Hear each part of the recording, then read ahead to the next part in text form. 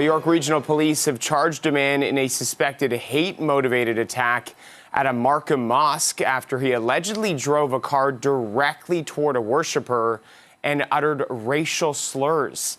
CB24's Phil Perkins is live at the Islamic Society of Markham with the latest. Phil.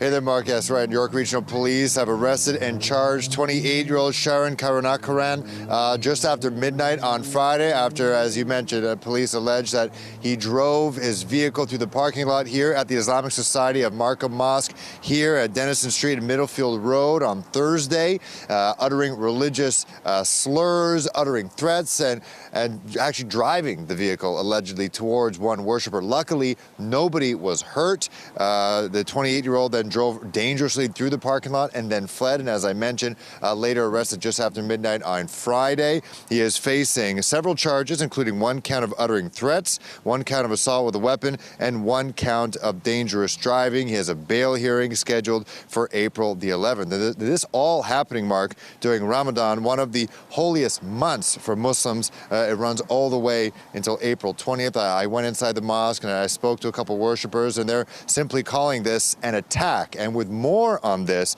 on a personal note, is Muniza Sheikh. She is a employment lawyer and also a partner at Levitt Sheikh. And not only that, she actually attends the mosque herself. She and her family all attend this mosque. She joins us now live on CP24. Thanks so much for chatting with us. First, let's talk on the personal side. Were you here on Thursday? And even if not, how does it feel that your place of worship, as I spoke with some people here, say, was under attack on Thursday? So to be clear, Phil, that's a street that I grew up on. I actually don't attend that mosque, but my mother does. My elderly mother does, my niece. Okay. I have first cousins in that area, my uncles, so my mom's brothers, all of them attend that mosque on a nightly basis during, this holy month of Ramadan and in the past as well. So it's deeply personal to me. Just by coincidence, my mom happened to be at my sister's home last night and wasn't there, but it scares me very much to think, if she would have been one of those worshipers that this gentleman was driving towards. It's very scary, Phil. And unfortunately, it's something that has affected your family directly, but it happens to Muslims, it appears, at an increased rate. And we're going to talk about that a little bit later, the Charter of Freedoms and to worship in peace. But how does it feel that this has come so close to home? Fortunately, like you said, your mother was not worshiping here at the time. Well, it's extremely terrifying, to be quite honest with you. As Muslim Canadians, we want the right to be able to worship in a manner that we see fit. And keep in mind, these are our charter rights under Section 2. We have the right there's freedom of religion, and you have the right as a Canadian to practice your faith in a manner that you see fit, as long as it's peaceful. And Phil, there is nothing more peaceful than the holy month of Ramadan. And perhaps something that your viewers may not know is these nightly attendances at mosque often involve young children.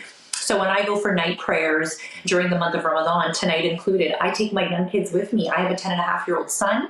I have a 14-year-old daughter, and attending mosque at night is really a big part of our faith. And, we've seen the burning images of Al-Aqsa Mosque. Recently we've seen, we're less than 2 years away from the London, Ontario incident. We're about 5 years from the Quebec shooting. Our mosques, Phil, are no longer a safe haven.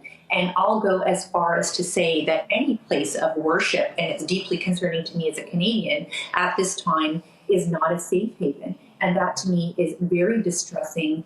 As a Canadian, Ramadan, as a Muslim Canadian, we have these idyllic notions of what Ramadan should look like for ourselves, for our families, and instead we now see, particularly in the aftermath of this incident, a fear of sorts that's permeating through our community.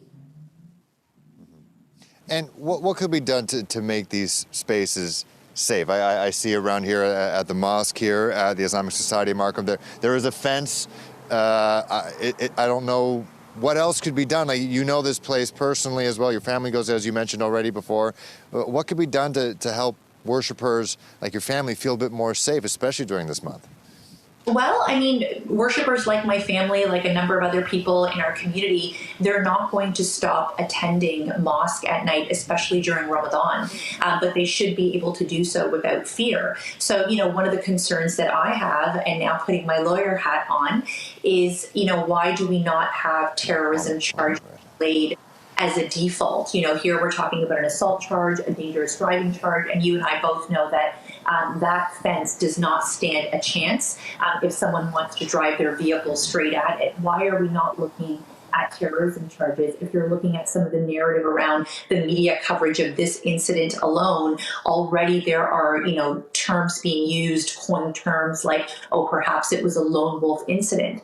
And as long as we continue to establish these incidents as a lone wolf incident, there isn't going to be that protection and there isn't going to be that fear. So where we have individuals like this who are considering committing, sadly, a hate crime, especially during a holy month, a holy time like this, they'll step back and understand that the repercussions for them could be quite significant. Right, and you touched upon that, terrorism charges and the alleged, at this point, not facing anything related or similar to that. Is there a case, speaking as a lawyer, that there could be an upgrade or that could be introduced as a list of charges? Phil, it's still so early, but I am befuddled where we have eyewitnesses saying that he was uttering racial slurs, where he, was driving specifically towards a worshiper. And admittedly, I am not a criminal lawyer, but I'm watching this very closely. I am a little befuddled as to why we're only looking at this time at an assault charge, an uttering death charge, and a dangerous driving, when truly this is so much more than that. And given the fact that no one was hurt, that truly is a miracle. And the fact that, as I mentioned earlier, there's children there, and if he was driving in a dangerous way, I've been at that mosque many times, Bill. There are young children that are pacing around, behind the mosque in the parking area because they consider it to be a safe place. We consider our mosques to be a safe place, particularly during the holy month of Ramadan. All right, Muniza Sheikh, thank you so much. I do appreciate your insight on this, not only on your expertise as a lawyer, but also the personal connection as well. And Mark, she was talking about how this is supposed to be a safe place for worshipers, especially during Ramadan. There's actual hockey nets behind here, presumably, as she was mentioning before, kids hang out in the back thinking that they're safe. Send it back to you. Yeah, such scary stuff. CP24's Phil Perkin. Thanks, Phil.